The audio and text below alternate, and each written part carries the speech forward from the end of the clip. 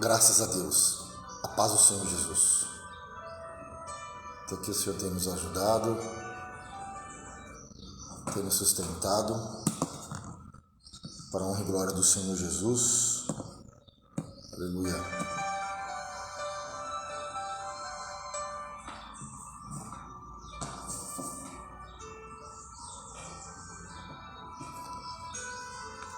Até aqui nos ajudou o Senhor. Nesta manhã, deste dia, temos que ser grato a Deus, né? Estava refletindo porque Ele nos tirou Salmos de número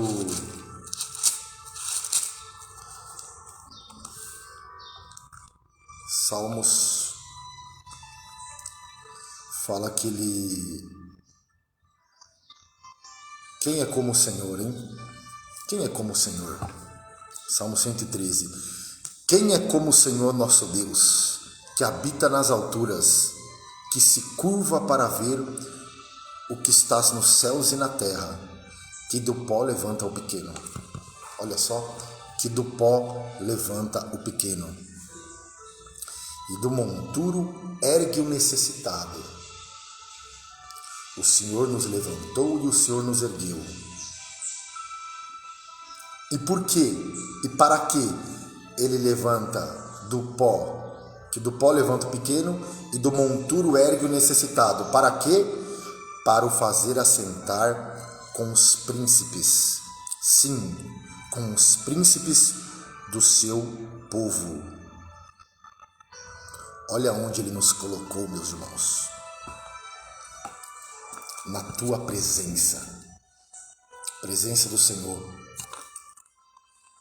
o melhor lugar, o maior lugar, o lugar mais importante, o lugar mais digno é na presença de Deus.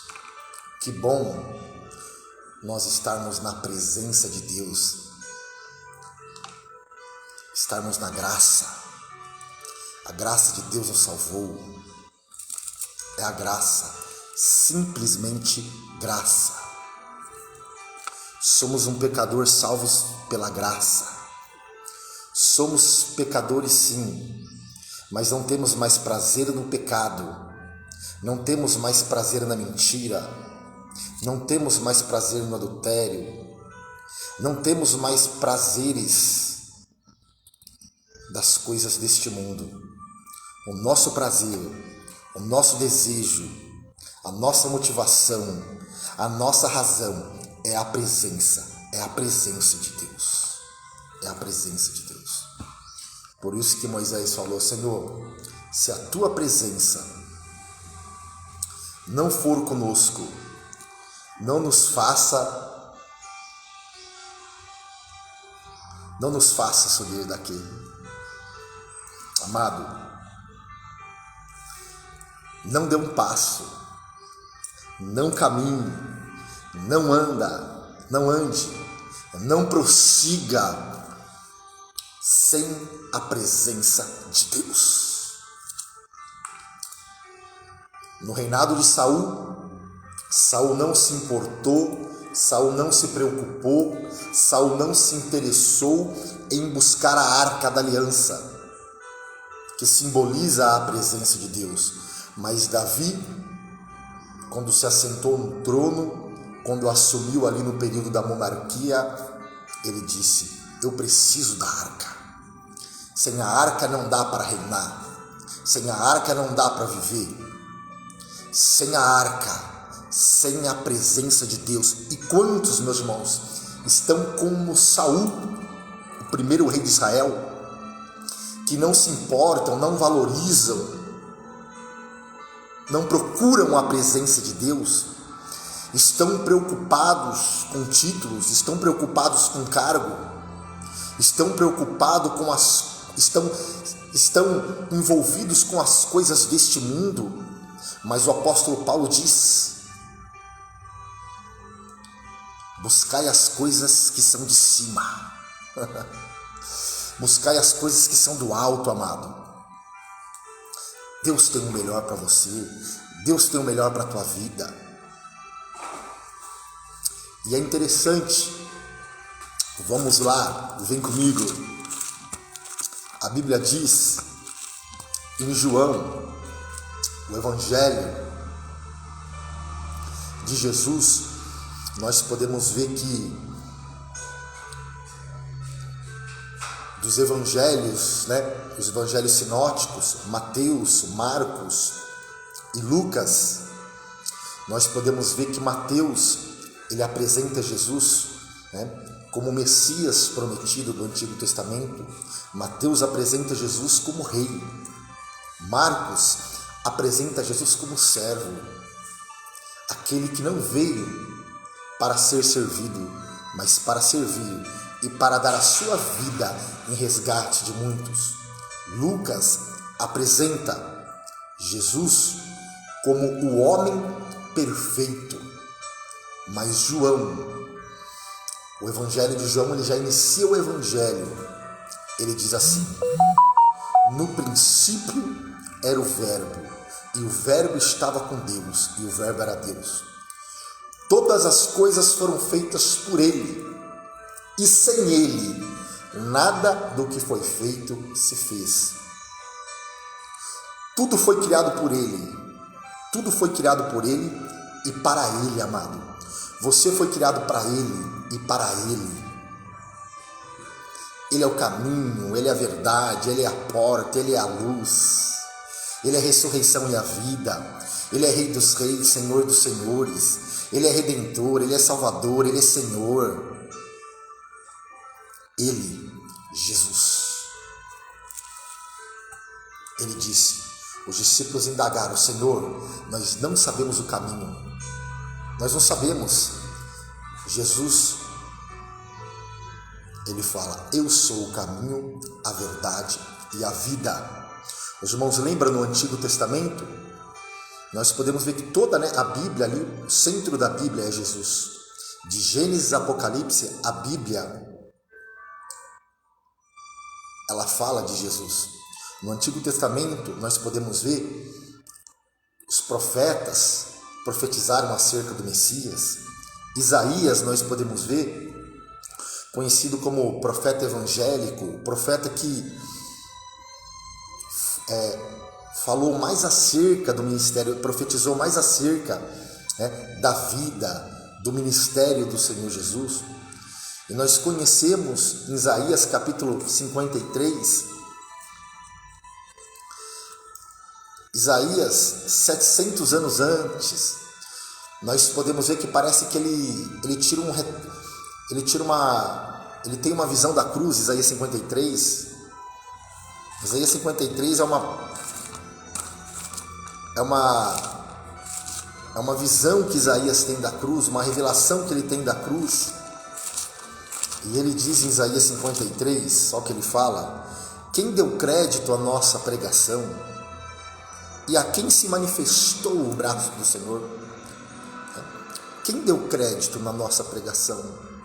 Nós podemos ver, meus irmãos, que quando o homem, quando uma mulher, ela dá crédito para a mensagem da cruz, grandes coisas acontecem na sua vida, grandes coisas acontecem na tua história, grandes coisas acontecem na tua família.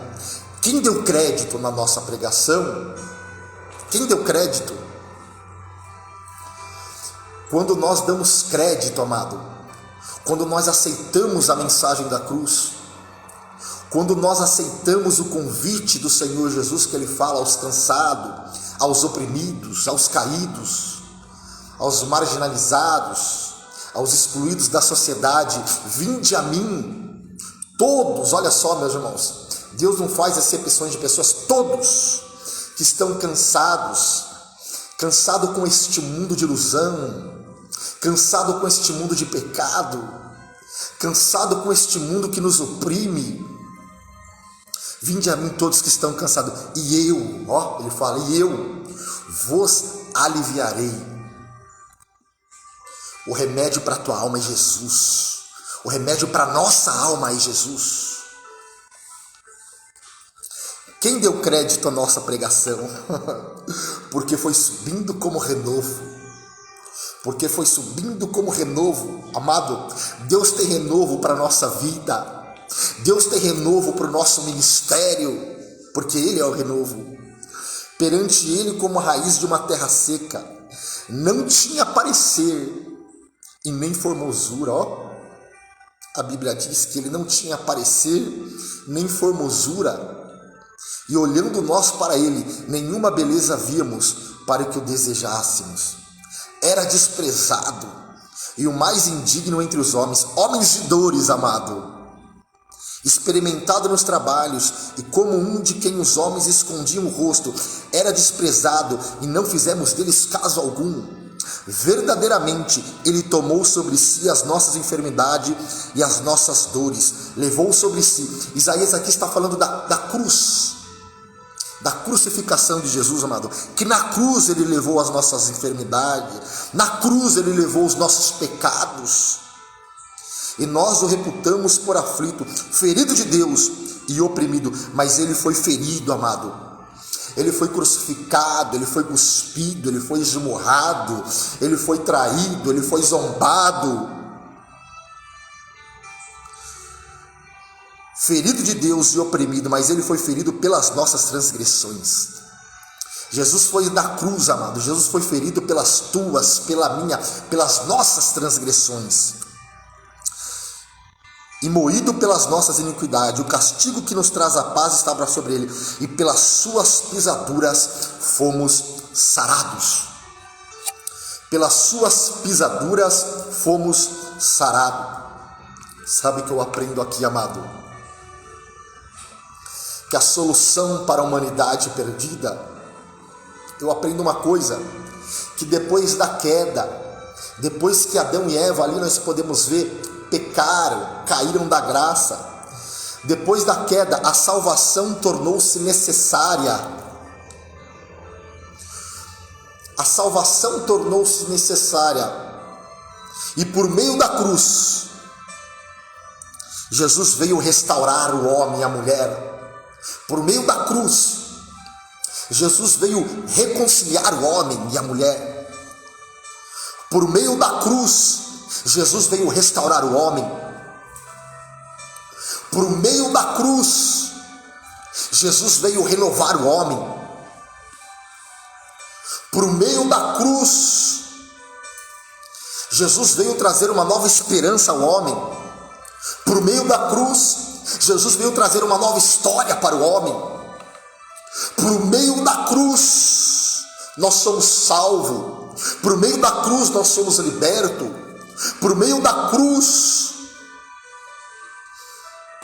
Ele nos colocou a sentar com os príncipes. Então nós não temos que nos gloriar, amado, a não ser na cruz de Cristo. Por isso que Paulo fala: eu só vou me gloriar na cruz. Amado, não podemos perder o foco, o olhar da cruz, porque por meio da cruz somos salvos, e por meio da cruz nós estamos aqui, neste dia, na presença de Deus. Isaías 53, quando eu olho para este texto, amado, que verdadeiramente Ele tomou sobre si as nossas enfermidades. Isaías 700 anos antes, amado, a sua pregação, Isaías 700 anos antes, amado, parece que Isaías 53 é um retrato da cruz. É um retrato da cruz. E eu aprendo aqui em Isaías 53 que quando um homem e quando uma mulher vão à cruz, eles são salvos, são transformados, são libertos, são renovados. Venha à cruz e seja salvo. Aleluia. Parece que eu vejo Isaías falando assim: ó, venha à cruz e seja salvo. Aleluia. A cura está na cruz. E muitas vezes nós perguntamos, nós podemos ver tantas pessoas aí, amado, atrás da verdadeira felicidade, atrás de resposta para a vida, Mas a resposta nesse dia, amado, a resposta para a minha vida, a resposta para a sua vida, aleluia, o Evangelho de Jesus é a resposta, a cruz é a resposta para a nossa vida, a cruz é a solução para a nossa vida, é a cruz, é a cruz. Só precisamos crer na cruz, aleluia, só precisamos crer na cruz. Por isso que Paulo vai nos dizer em 1 Coríntios, capítulo de número 1, ele diz assim, capítulo de número 1, ele diz: porque a palavra da cruz é loucura para os que perecem, mas para nós que somos salvos, aleluia, rabassou, é o poder de Deus. A mensagem da cruz é o poder de Deus que transforma. A mensagem da cruz é o poder de Deus, amado, que liberta. A mensagem da cruz, o cerne do Evangelho, amado, o cerne do cristianismo, a essência do cristianismo é a mensagem da cruz e da ressurreição. Glória a Deus, aleluia. Venha a cruz e seja salvo. Mas voltando ali, nós podemos ver João,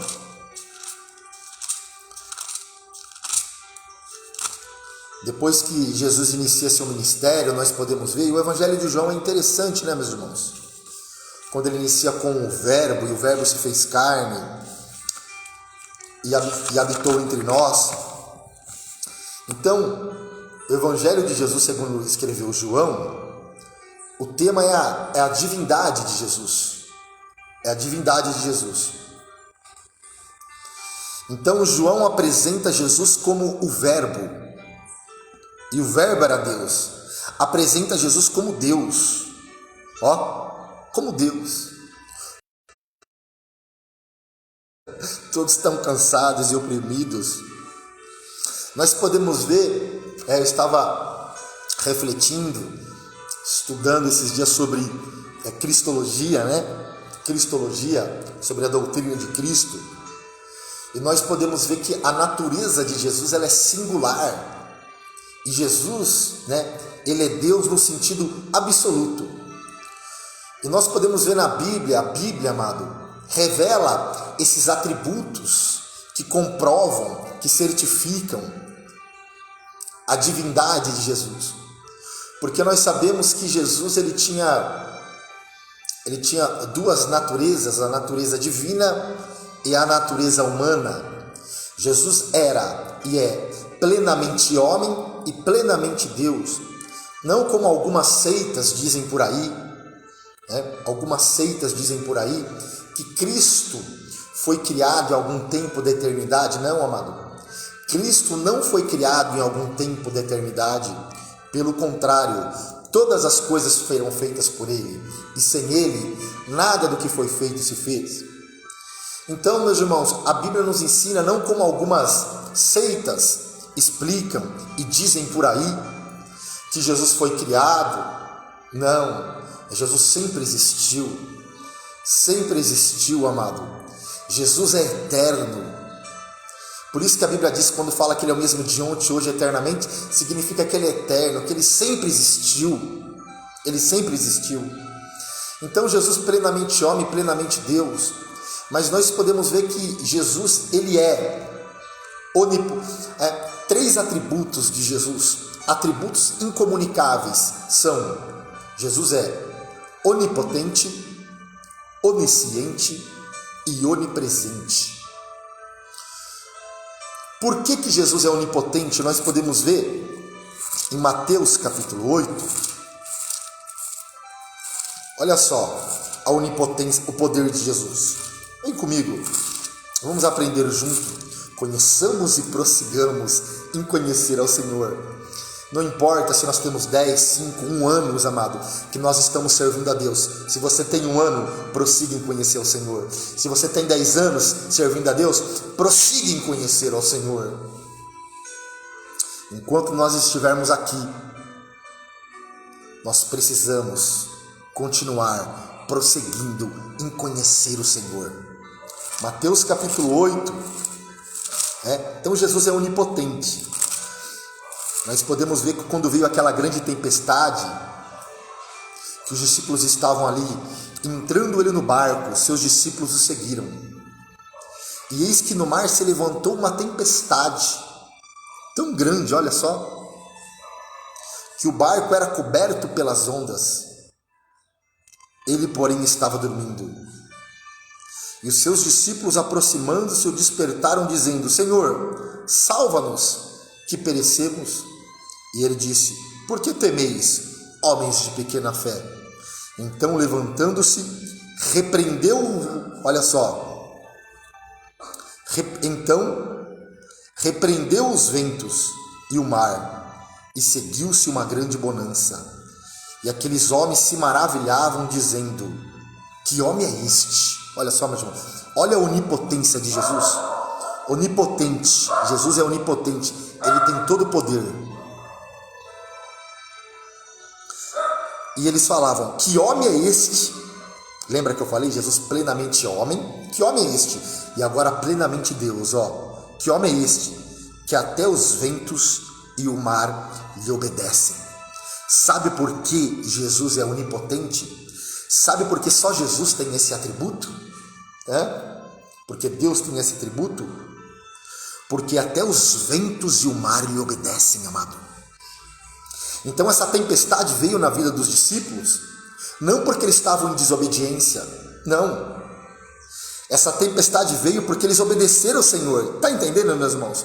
Diferente daquela tempestade que veio sobre Jonas, que era para Jonas ir para Nínive, ele foi para Tarse. E veio aquela tempestade por causa da desobediência de Jonas. Aqui não.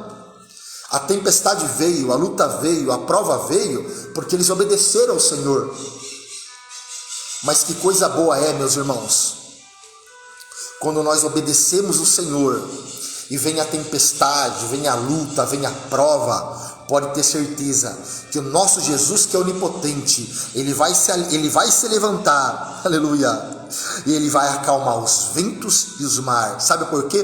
Porque até os ventos e o mar tem que obedecer a Jesus quando ele manda. E essa tempestade veio, interessante, amado, que Jesus estava dormindo. Olha só, sabe o que eu aprendo com isso? Descanse nas promessas do Senhor, amado. Confie no Senhor, descansa no Senhor, descansa no Senhor. Então Jesus é onipotente. E por que Jesus é onipotente? Por quê? Olha o porquê aqui, olha a resposta. E aqueles homens se maravilhavam, dizendo: Que homem é este, que até os ventos e os mares lhe obedecem? Jesus é onipotente, porque até os ventos e o mar lhe obedecem. E depois a Bíblia fala que veio uma grande bonança. Muitas vezes nós estamos passando por dificuldade, por tempestade, por provas, por lutas, por crise. Mas se Jesus está no barco, amado, se essa tempestade veio porque você está servindo a Deus, porque você está na obediência, pode ter certeza que a bonança vai chegar, o escape vai chegar e o nome dele vai ser glorificado. Glória a Deus. Jesus é onisciente também. Lembra quando ali a Bíblia fala que os fariseus, os doutores começaram a murmurar em seu coração? Jesus fala assim: o que vocês estão pensando nos vossos corações? Jesus é onipresente. E por que Jesus é onipresente? Porque após a sua crucificação e ressurreição, ele se apresenta aos discípulos que estavam preocupados, ele se apresenta aos discípulos que estavam com medo e diz: eis que estou convosco todos os dias, até a consumação dos séculos. Você não está sozinho, meu amigo, você não está sozinha, Jesus está conosco até a consumação dos séculos. Então Jesus é onipotente, Jesus é onisciente, Jesus é onipresente, amado. E nós podemos ver interessante um fato, que quando Jesus ele ressuscita, ali, a Bíblia fala que Pedro ali voltou a pescar, em João capítulo de número 21, ele voltou para a pesca, e a Bíblia fala que aquelas pessoas que estavam com ele seguiram Pedro também, foram pescar, voltaram ao seu trabalho de origem. Mas a Bíblia fala que Jesus ali, após a sua ressurreição, ele se apresenta ali para os discípulos. Olha só, depois disso manifestou-se outra vez a seus discípulos, João 21, ao mar de Tiberíades, e manifestou-se assim.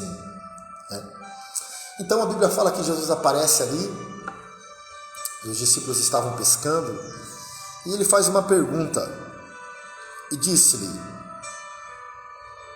olha o que ele fala primeiro, e disse Pedro, vou pescar, e disseram eles, também nós vamos contigo.